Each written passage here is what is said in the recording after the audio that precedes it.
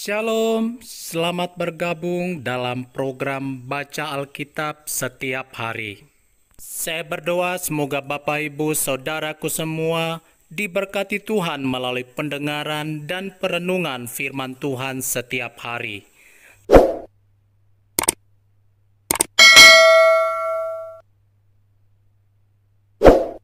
Dua Raja-Raja pasal 14. Amasya Raja Yehuda. Dalam tahun kedua zaman Yoas bin Yoahas Raja Israel, Amasya, anak Yoas, Raja Yehuda menjadi raja. Ia berumur 25 tahun pada waktu ia menjadi raja, dan 29 tahun lamanya ia memerintah di Yerusalem.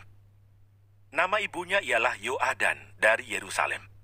Ia melakukan apa yang benar di mata Tuhan, hanya bukan seperti Daud, bapa leluhurnya. Ia berbuat tepat seperti yang diperbuat Yoas ayahnya. Namun demikian, bukit-bukit pengorbanan tidaklah dijauhkan. Bangsa itu masih mempersembahkan dan membakar korban di bukit-bukit itu. Segera sesudah kuasa kerajaan itu kokoh di tangannya, dibunuhnyalah pegawai-pegawainya yang telah membunuh raja, yaitu ayahnya. Tetapi anak-anak para pembunuh itu tidak dihukum mati olehnya, seperti yang tertulis dalam kitab Taurat Musa, di mana Tuhan telah memberi perintah, janganlah ayah dihukum mati karena anaknya, janganlah juga anak dihukum mati karena ayahnya, melainkan setiap orang harus dihukum mati karena dosanya sendiri. Ia mengalahkan Edom di lembah Asin, 10.000 orang banyaknya, dan merebut Sela dalam peperangan itu. Lalu dinamainya lah kota itu Yokteel. Begitulah sampai hari ini.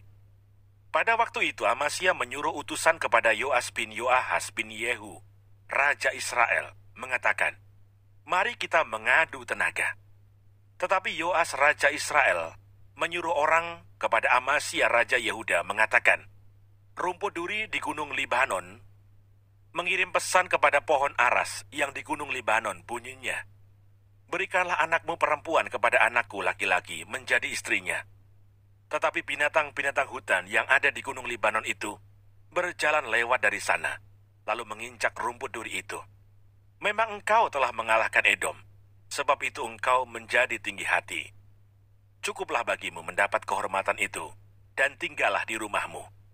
Untuk apa engkau menantang malapetaka, sehingga engkau jatuh, dan Yehuda bersama-sama engkau? Tetapi Amasya tidak mau mendengarkan. Sebab itu majulah Yoas Raja Israel, lalu mengadu tenagalah mereka, ia dan Amasya Raja Yehuda, di Bet-Semes, yang termasuk wilayah Yehuda. Yehuda terpukul kalah oleh Israel, sehingga masing-masing lari ke kemahnya. Yoas Raja Israel menangkap Amasya Raja Yehuda, anak Yoas bin Ahasya, di Bet-Semes.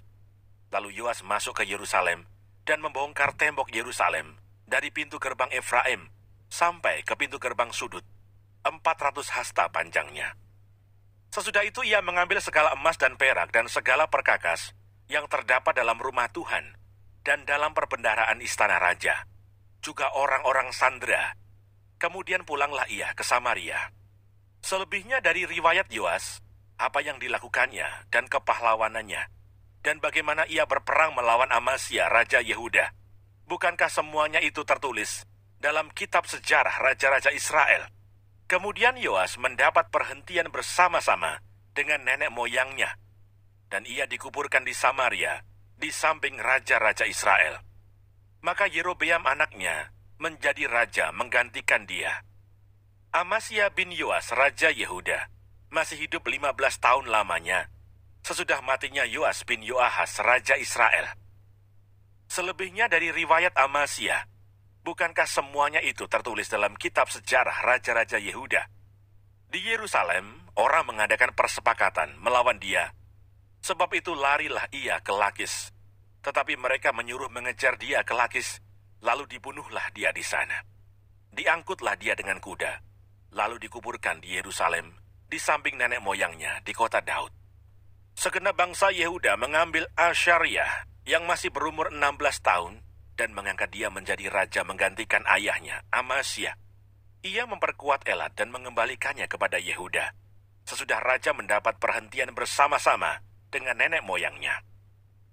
Yerobeam bin Yoas, Raja Israel, Dalam tahun ke-15 zaman Amasya bin Yoas, Raja Yehuda, Yerobeam, anak Yoas, Raja Israel, menjadi raja di Samaria.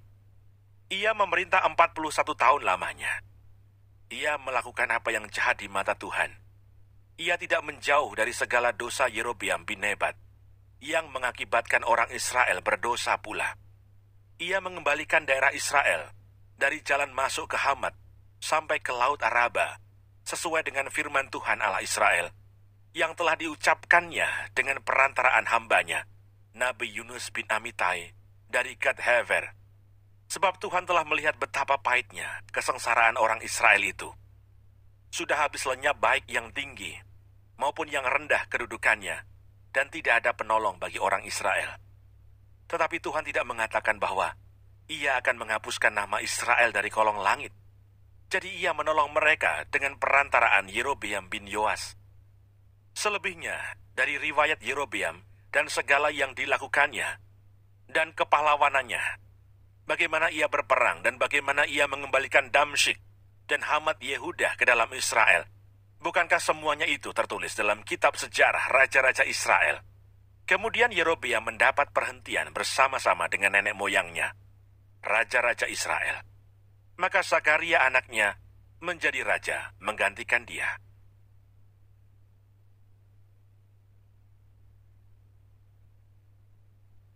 Dua Raja-Raja pasal 15. Asaria, Raja Yehuda. Dalam tahun ke-27 zaman Yerobeam Raja Israel, Asaria, anak Amasya Raja Yehuda, menjadi raja. Ia berumur 16 tahun pada waktu ia menjadi raja, dan 52 tahun lamanya ia memerintah di Yerusalem.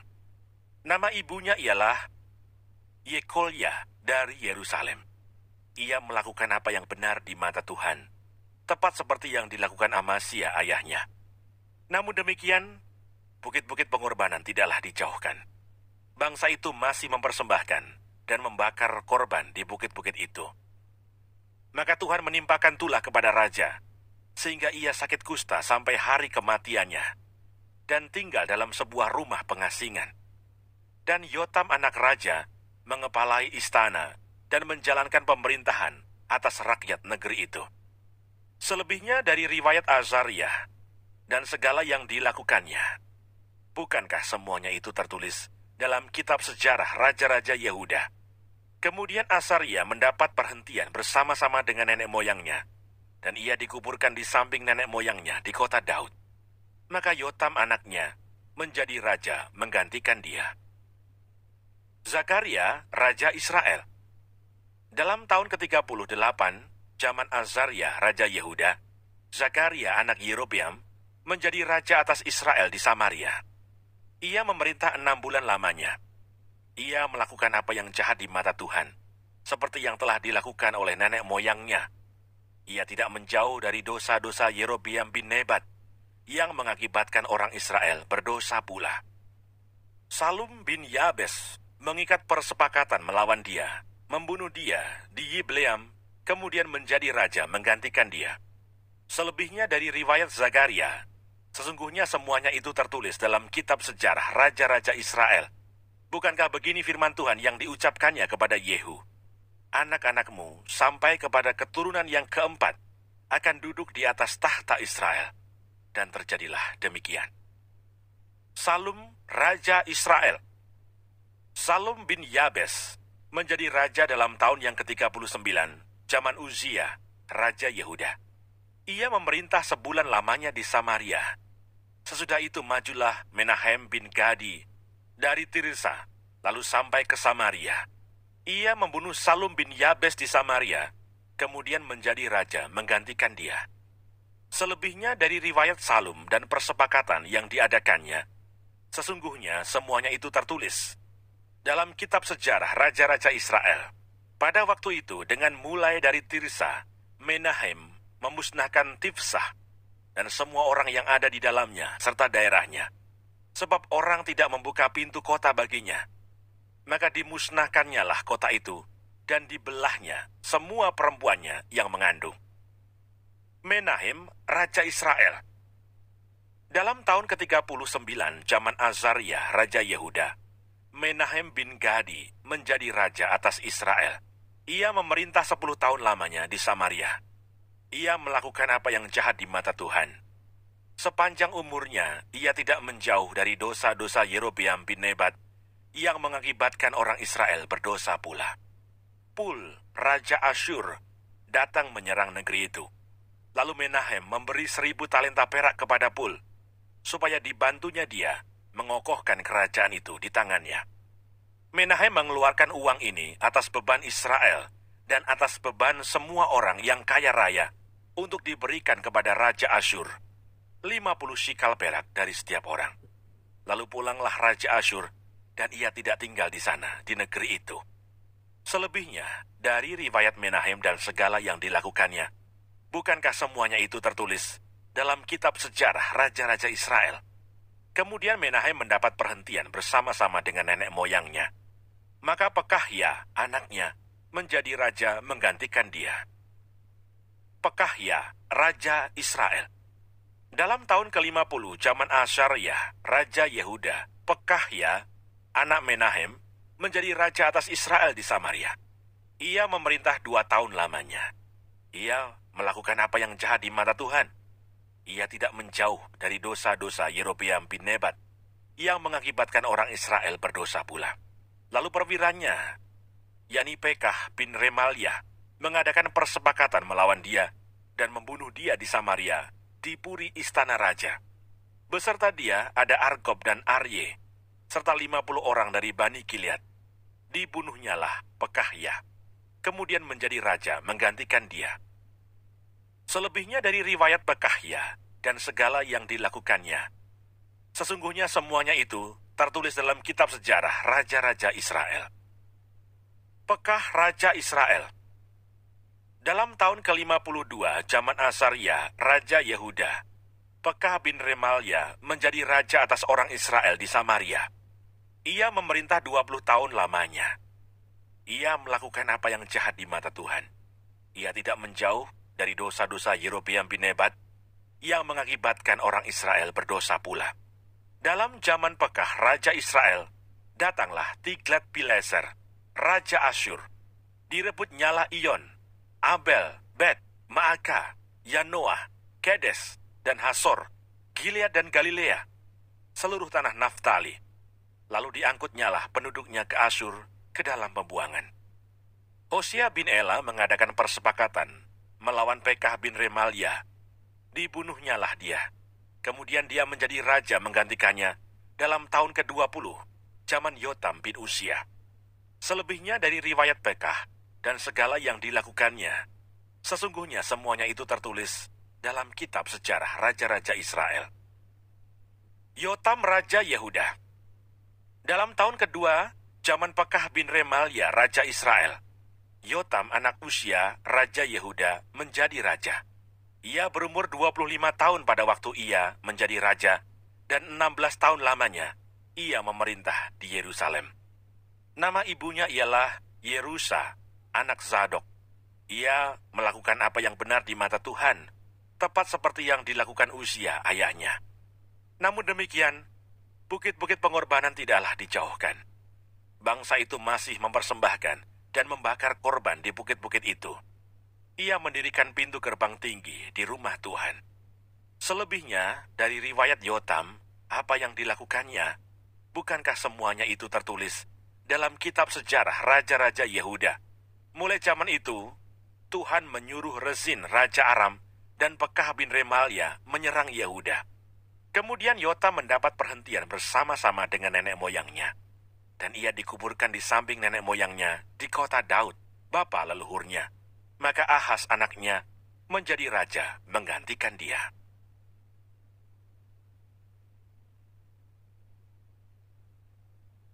Dua Raja-Raja pasal 16. Ahaz Raja Yehuda. Dalam tahun ke-17 zaman Pekah bin Remalia, Ahaz anak Yotam Raja Yehuda menjadi raja.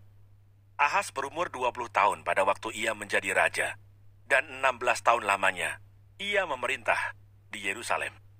Ia tidak melakukan apa yang benar di mata Tuhan Allahnya, seperti Daud bapa leluhurnya, tetapi ia hidup menurut kelakuan raja-raja Israel.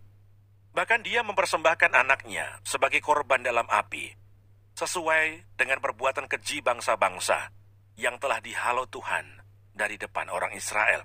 Ia mempersembahkan dan membakar korban di bukit-bukit pengorbanan dan di atas tempat-tempat yang tinggi dan di bawah setiap pohon yang rimbun. Pada waktu itu majulah Rezin, Raja Aram, dan Pekah bin Remalia, Raja Israel, untuk memerangi Yerusalem. Dan mereka mengepung Ahaz, tetapi mereka tidak dapat mengalahkan dia. Pada masa itu, Rezin Raja Aram mengembalikan Elat kepada Edom. Lalu ia mengusir orang-orang Yehuda dari Elat. Datanglah orang-orang Edom ke Elat dan diam di sana sampai hari ini. Ahaz menyuruh utusan-utusan kepada Tiglat-Pileser Raja Asyur, mengatakan, "Aku ini hambamu dan anakmu. Majulah dan selamatkanlah aku dari tangan Raja Aram dan dari tangan Raja Israel yang telah bangkit menyerang aku." Ahaz mengambil perak dan emas yang terdapat dalam rumah Tuhan dan dalam perbendaharaan istana raja dan mengirimnya kepada Raja Asyur sebagai persembahan. Maka Raja Asyur mendengarkan permintaannya dan maju melawan Damsyik, merebutnya dan mengangkut penduduknya tertawan di Kir, tetapi Rezin dibunuhnya.